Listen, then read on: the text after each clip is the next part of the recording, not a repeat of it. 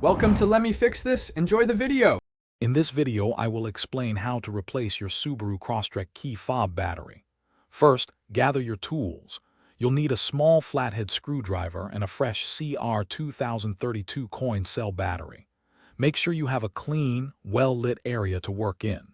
This simple task can save you a trip to the dealership and is easy to do yourself in just a few minutes. Let's get started with the first step.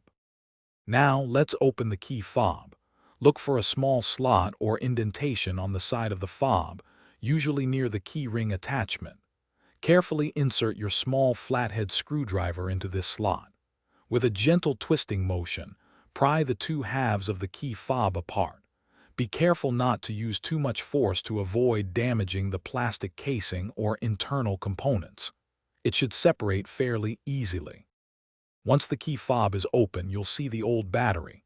Take a moment to observe its orientation, noting which side is facing up. This is crucial for correct installation of the new battery. Gently remove the old CR2032 battery.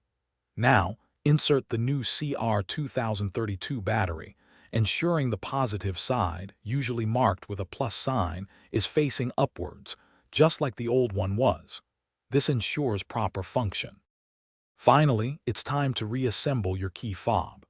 Carefully align the two halves of the casing and press them firmly together until you hear a click, indicating they are securely fastened.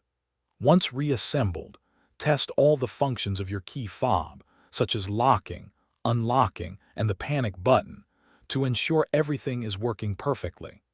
If you're looking for ways to improve your financial well-being, check out the description for a link to a great book and other helpful deals. This simple battery change can save you time and money.